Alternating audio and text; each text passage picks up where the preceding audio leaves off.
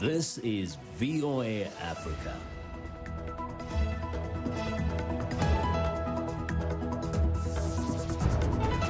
Hello, I'm Esther Githui-Ewart. It's Monday, November 23rd. This is Africa 54.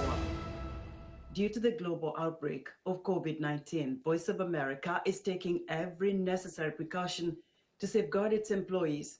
So our broadcast will look a little different today and in the near future as we, out of an abundance of caution, reduce our staffing at VOA headquarters here in Washington. We're working to help keep you informed about what's going on, and we appreciate you staying with us. On Africa 54, we begin in East Africa, where the United Nations urged Ethiopia on Monday to ensure the protection of civilians a day after Prime Minister Abiy Ahmed gave Tigrayan forces 72 hours to surrender before a military offensive on the regional capital of Mekelle. Hundreds, possibly thousands, have been killed in fighting that erupted on November 4th between Ethiopian federal forces and Tigray's regional army. Dozens of refugees fleeing the Tigray region continue to cross the border into Sudan on Sunday. People were seen carrying heavy quilts, bicycles, and even small suitcases off a riverboat. More than 30,000 refugees have fled to Sudan, according to the United Nations. Rockets have been fired by rebels into neighboring Amhara region and across the border into the nation of Eritrea. Last week, the UN said that it was making plans for as many as 200,000 refugees. In West Africa, polls closed in Burkina Faso on Sunday after a presidential and parliamentary election were dominated by the threat of Islamist violence. The Electoral Commission said the election went smoothly in the capital, and there were no reports of large-scale violence elsewhere during the vote. But some polling stations in insecure eastern areas had to be closed because of threats. Counting began immediately after polling stations closed. Analysts expect the results to be close with the possibility of a second round if none of the candidates wins more than 50% of the vote. President Roch Kabore is seeking a second 5-year term. He faces stiff opposition from former finance minister and 2015 runner-up Zephron Diabre, as well as Eddie Komboigo, head of Blaise Compaore's party. Compaore was president for 27 years until a 2014 revolution. Overall provisional results from the first round are expected by the middle of next week. Liberia will hold a referendum next month on constitutional changes to reduce the length of the president's term and allow for dual citizenship, according to the Electoral Commission. The proposed constitutional changes include reducing the length of terms for the president and the national representatives to 5 years from 6, and for senators to 7 years from 9, and allowing dual citizenship, which was banned in 1973. On November 18th, the Supreme Court said the December 8th vote would have to be cancelled after it found the ballots violated the law by presenting multiple referendum questions on the same sheet of paper. In response, the Election Commission has said it can resolve the issue by printing the questions on separate sheets of paper, allowing the vote to take place as planned. More than 15 million people in Europe have been infected with coronavirus, making it the worst hit region in the world. Authorities hope new lockdowns will get the situation under control. VOA correspondent Mariama Diallo has the latest. France became the first European country to surpass 2 million coronavirus cases, according to a tally from Johns Hopkins University. French authorities say recent lockdown measures are having some success, though the pandemic is still far from over. I think we should still remain prudent. We should not give the impression that the crisis is behind us. We are still in a serious situation in our country. Our health workers are still under extreme pressure in our hospitals. Some residents saying they don't quite know what to do. I don't think we know where we stand currently. The French are afraid. The French are struggling with COVID, and some are suffering from depression. We call this a lockdown, but it seems to me people are outdoors, so it's not the right solution. For me, the real solution is to get everybody under lockdown, just as with the first lockdown. It's the only way to stop the pandemic. Russia's coronavirus cases also exceeded the 2 million threshold this week. It has the world's fifth largest number of cases. Svetlana Zainalova, a doctor at a local hospital, says in the beginning the situation was manageable. Now it's a different story. Now we admit quite a big number of patients almost every day. The numbers of cases are rising, so the hospital capacity and workload for medical workers are growing too. Patients come in great numbers now. In Austria, Vienna residents enjoyed their last day out on Monday by doing last-minute shopping and sitting outside before a 3-week full lockdown came into force on Tuesday. The move is meant as a last effort to bring surging coronavirus cases under control and relieve the stress on the health service in time for retailers to reopen in the run-up to Christmas.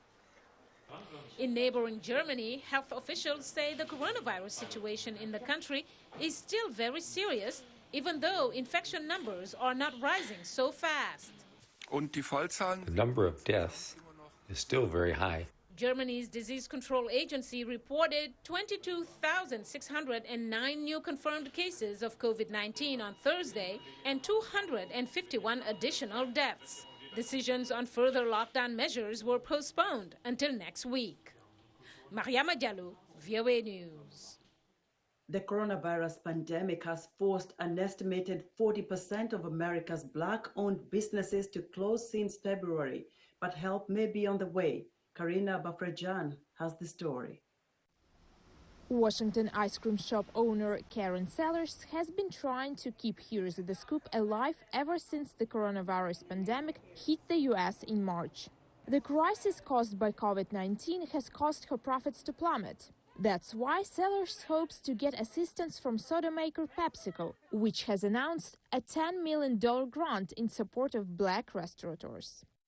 I do think something very necessary, even for myself, with opening up this business. I would love to apply for the program because it would allow me the supports to be able to step back and really look at my business model to see where certain things could be added to, allow for the growth that is necessary to be able to sustain yourself even through the good times.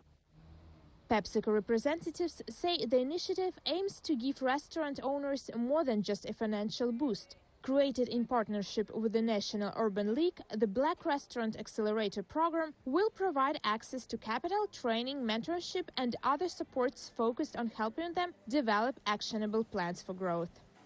There's essentially a tailored program that we're going to provide for these restaurants. The key is that each restaurant will be given essentially a customized level of support, depending on what stage of development they are in as a restaurant, what their unique situation is. PepsiCo will begin accepting applications for the program early next year, with the goal of assisting approximately 500 Black-owned businesses in 12 U.S. cities over the next 5 years. PepsiCo says all restaurants have suffered during the pandemic, but one category in particular faced hurdles made even more severe by COVID-19. There are historical and structural inequalities that are in place in the restaurant business and more broadly with Black businesses in America. So those structural inequities and inequalities are really being revealed by the disproportionate impact or the impact of COVID, and that's what's having the disproportionate effect. Virginia Ali owns Ben's Chili Bowl, one of the best-known eateries in the nation's capital. Ali says support is more important than ever for Black restaurant owners. I think the help is, we're grateful for the support, and I think it's part of our culture. We've been a part of this city for 62 years right here at Ben's. And it's important to keep those restaurants going. It's part of the community. So when this is all over, we still want those restaurants here to support our communities. Before the crisis, Sellers did her best to support young people who wanted to build their career in the restaurant business. I wanted to really teach young people, job skills, number one, just simply from high school, understanding the basic necessities, showing up on time, good customer service, educating yourself, but I also wanted to teach them, just based on my own personal experience, financial literacy. To be able to continue to boost others, sellers could now use a boost herself. Karina Befredjan for VOA News, Washington. During the pandemic, most students are attending schools from homes not always set up with a place for them to work. VOA's Faiza El Masri reports from Chantilly, Virginia, on a high schooler's efforts to help. My name is Kobe Samad. I'm 17 years old and I'm a junior at Woodruff High School. And right now we're at Moss Building and Design in Chantilly. They've offered me space for a build day. We're building 50 desks. 30 of them are going to schools and 20 are going to kids in need who've reached out to me personally. Came across a group called Desks by Dads in Maryland. It's a group of parents who are creating desks for children in need and giving them through the school system. I saw the idea and I wanted to give back for a while now after moving here because I love this community, and I figured this was a great way to do it, to use my skills. It's super fun working with wood and seeing what I can create, and I really enjoy it. When I first put out my Facebook page saying what I was going to do, it kind of went semi-viral in the community overnight. Everyone just kept resharing it. So donations were plentiful. People have been really generous with it. So thankfully donations have covered everything. So that's awesome. I'm just really glad the community's been able to fund this project.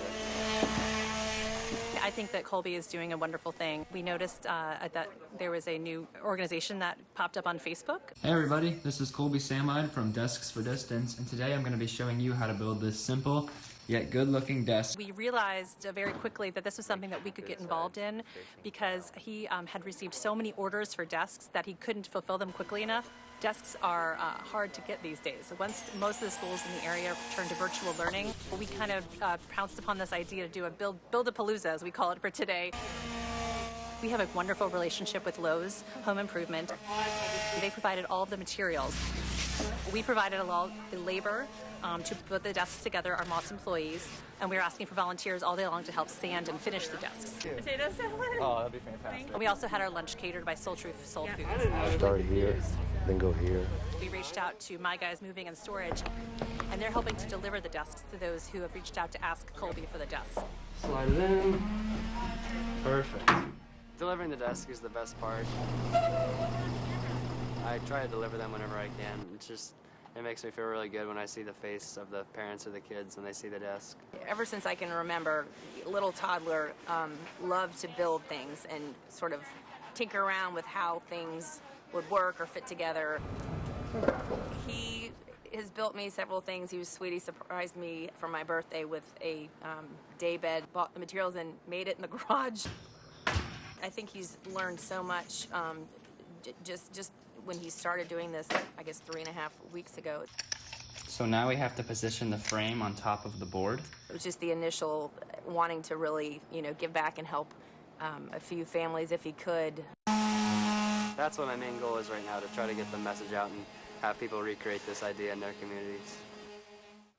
We're excited to hear what you think about Africa 54 and the stories we cover. Join the discussion on Facebook. The address is Africa 54. We're also streaming our broadcast live on Facebook. Please watch and share our show with your friends. Also check out our headlines 24/7 on voaafrica.com. Still to come, the official transition process remains on hold as President Donald Trump refuses to concede, pushing forward with efforts to overturn President-elect Joe Biden's victory. We'll be right back.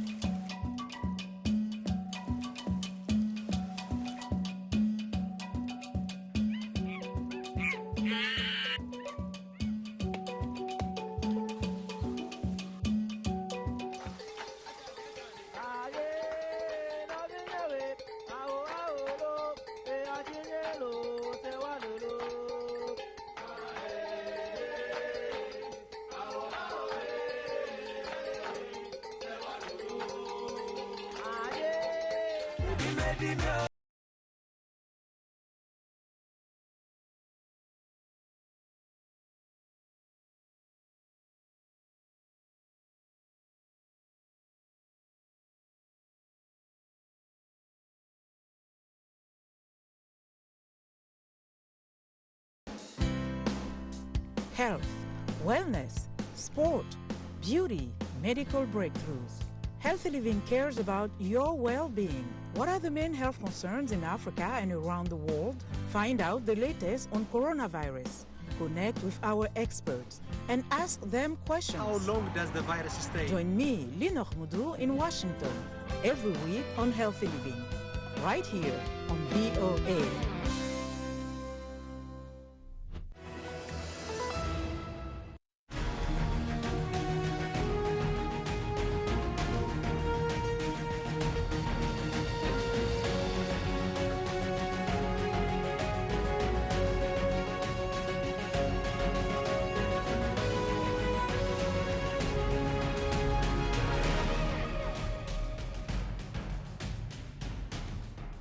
Welcome back to Africa 54. Following a hand recount of ballots, officials in Georgia certified U.S. presidential election results in the state, confirming that President-elect Joe Biden defeated President Donald Trump. Yet the president shows no signs of conceding. White House correspondent Patsy Widakuswara has our report. Despite supporters of President Donald Trump storming into the state capitol in Atlanta earlier this week, demanding investigation on claims of election fraud, on Friday, officials reaffirmed that Joe Biden has won the state of Georgia, following the largest hand recount of ballots in American history. The numbers reflect the verdict of the people, not a decision by the Secretary of State's office or of courts or of either campaigns. Meanwhile, the Trump campaign continues to claim the election was plagued by fraudulent voting. That could have been Mickey Mouse. That could have been a dead person. A claim repeated by the president, who on Friday added another accusation that pharmaceutical companies delayed announcing COVID-19 vaccine findings until after the election, a claim the companies have denied. We had Big Pharma against us. We had the media against us. We had Big Tech against us. We had a lot of dishonesty against us. His strategy is consistent with his strategy all 4 years of governing. If he doesn't say it, then it can't be true. So just like we had fake news, now we're having obviously fake elections and trying to cast doubt on that institution just as he did the media. Trump's legal team has failed to provide evidence of ballot fraud, a fact the Biden campaign is eager to point out. The Trump campaign and their allies have now lost a staggering 28 lawsuits in the 17 days since Election Day. Failing in the courts, the Trump campaign has been floating the idea that Republican-controlled state legislators should dismiss Biden's victory in their states and assign electors that will vote for Trump instead. The move is unlikely to succeed, but damage to the perceived legitimacy of the election may already be done. The outcome of these efforts not so much will be that we're going to observe Trump listening to Trump's second inaugural on January 20th. But rather that we're going to have tens of millions of Americans who are convinced that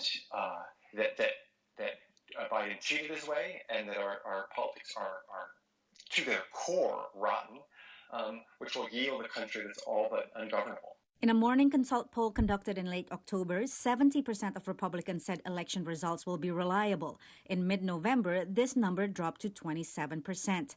45% of Republicans say Trump should concede eventually unless he can back up fraud claims, and 27% say he should not concede no matter what. Patsy Widakuswara, VOA News. With U.S. President Donald Trump still disputing results of the November 3rd election, there's little communication between the Trump administration and the incoming Biden team, including on the nation's response to COVID-19. Michelle Quinn reports. President-elect Joe Biden continues to move toward taking the helm of the U.S. on January 20 and is expected this week to announce some of his cabinet members.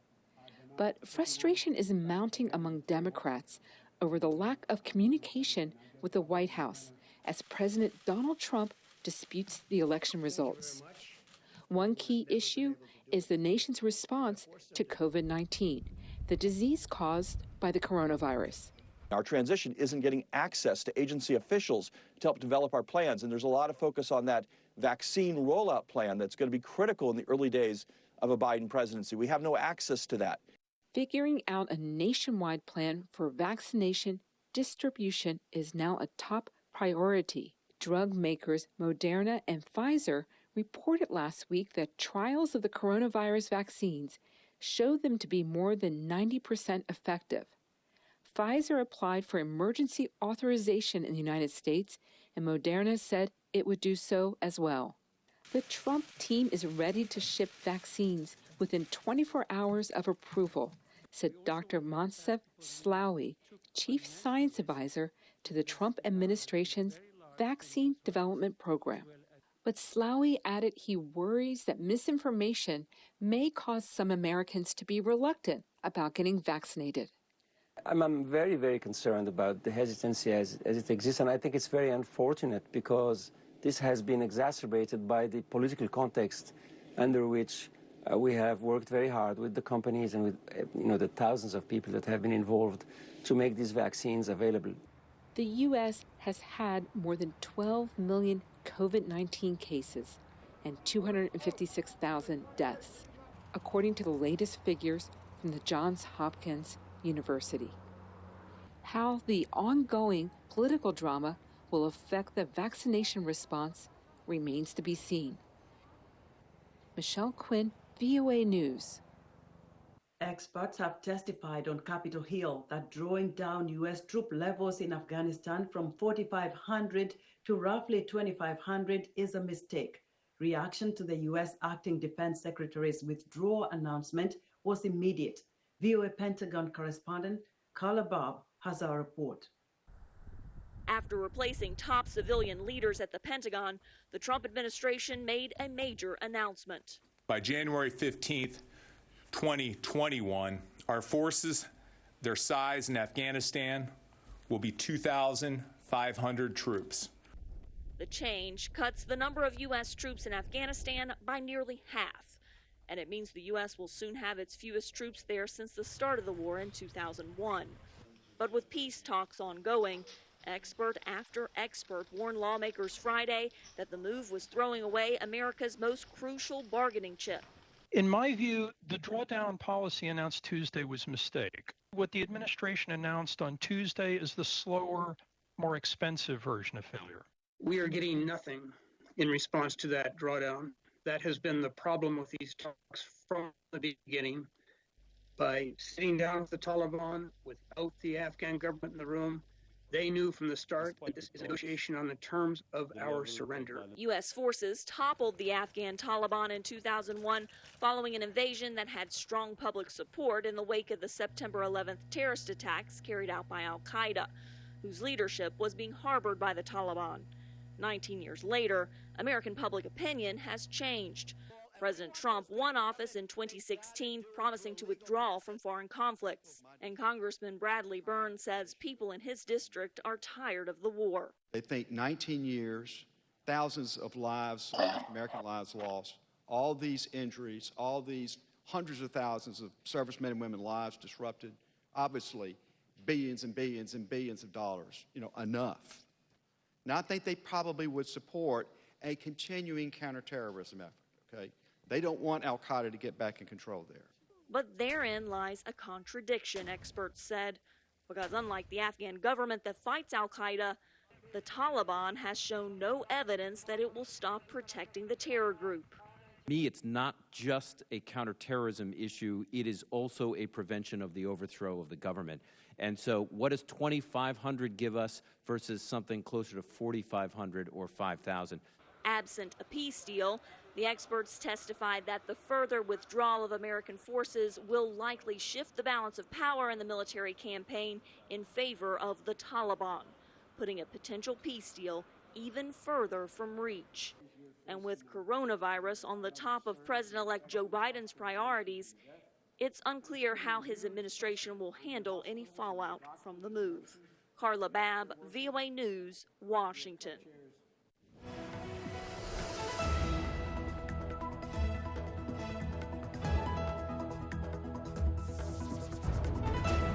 In our sports news, Blackfeet Boxing, Not Invisible, is a documentary that shows how Native American women at the Blackfeet Reservation in Browning, Montana, are taking up boxing to defend themselves from abduction, rape, and domestic abuse, an epidemic in Native American communities. VOA's Penelope Pulu. has the details. All you hear, I've taught how to defend yourself. What would you do if someone grabbed you? Fight back. Fight back, because why? So you don't get stolen? Yeah, it might be the last time that we ever see you. That's a reality in Indian country that's going on. At his boxing club on the Blackfeet Reservation in Browning, Montana, Frank Kipp has been training girls and women to defend themselves against an epidemic of abduction and murder of Indigenous women. One of these women was Ashley Loring Heavyrunner, who disappeared in June 2017. The relentless search for her by her community and her sister Kimberly Loring inspired the documentary Blackfeet Boxing Not Invisible by Kristen Lappas. It was people grieving.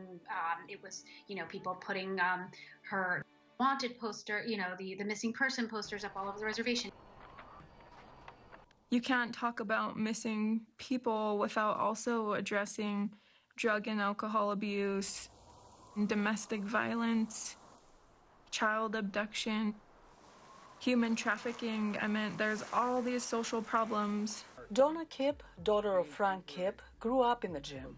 She has competed in boxing tournaments and knows how it feels to be a woman living on a remote reservation 2 hours away from any large town. We're in a small area, and sometimes men prey on you. Older men, sometimes we have people come here and they don't even live here, because it's a tourist stop. It's literally been generations and generations of women being treated, Indigenous women being treated this way on the reservation.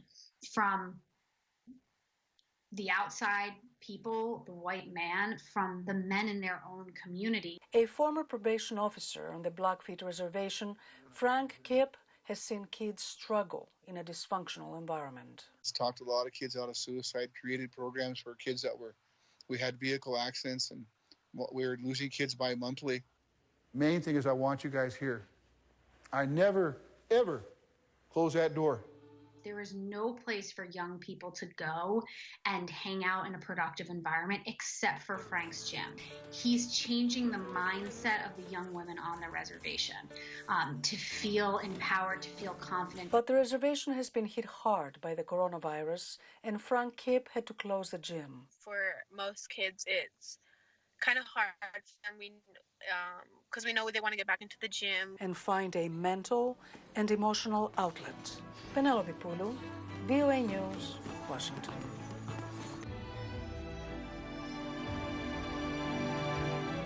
And that's our show for today. Be sure to watch Africa 54 on our website at voaafrica.com. From all of us here in Washington, thank you for watching.